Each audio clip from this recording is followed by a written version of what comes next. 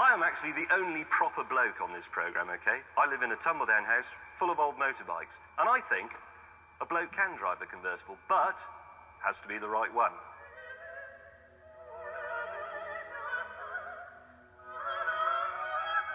Look at this weather. Actually, it's a perfect day for a British sports car. And I've been waiting 30 years for this moment.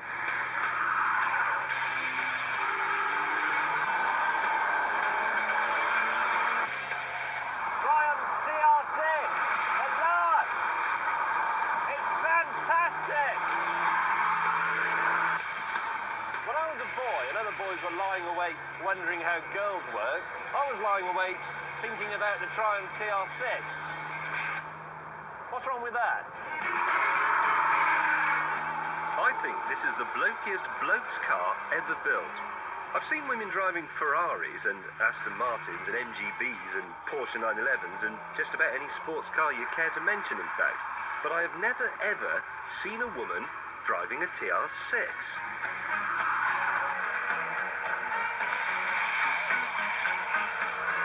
I'm afraid the TR6 is rather gender-specific. And I expect women are angry about that as well. But let me explain. Before the TR6, Triumph sports cars had always looked a little bit feminine.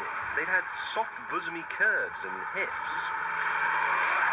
But this one was different, and there was a good reason for that. Prior to this, Triumphs were designed by an Italian bloke called Michelotti. But when it was time to do the TR6, he was too busy. So they gave the job to some Germans. The German word for nipple is Brustwarz, breast wart. Here I feel is a nation that may be relied upon to produce a man's car. What a square head, look at it. Blunt at both ends, thick set. I reckon if this car went to the lavatory, it would leave the seat up. Look at the engine. There aren't any poncy colour-coded filler caps to stop you putting oil in the radiator. It's just a naked straight six, a proper British sports car engine, made so that blokes can own toolkits. There isn't an ounce of womanhood anywhere on this thing, except the wheels. Look at this. It looks like the drum of a front-loading washing machine, apparently. Good job they didn't give it to a Frenchman, eh? We'd all have handbags by now. Well, we'll have no handbaggery here, thank you. You can't mince around with this like you do in a small hatchback.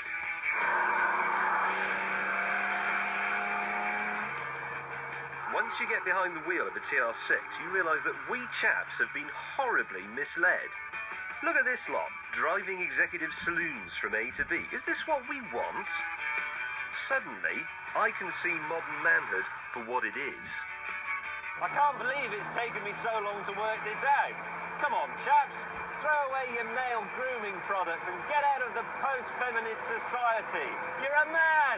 This is what you want.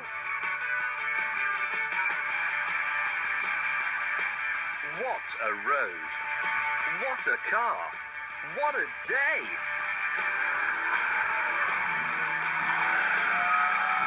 Oh God, have I left the iron on? Now, the day after I drove this, I did what any normal man would do. Went home, bought a copy of Auto Trader, locked myself in the smallest room for about 3 hours and tried to find one for sale. Best game in the world. You've got a subscription, I think. Yeah, did you give yourself a budget? You have to give yourself an imaginary budget. Right, I've got Rather 10 grand. too small as it turned out, but we'll come on to that. Yeah. Well, how much? Well, a good one, I thought, 5 or 6 grand. Actually, 5 or 6 grand is the starting price for a half decent one. If you want a really good one, you're looking at 10 or even 11. And for one like this, which is completely mint, who knows? Yeah, but it is bloke-tastic, and that's second-hand Mazda MX-5 million. I think that's got a lot of stuff. Yeah.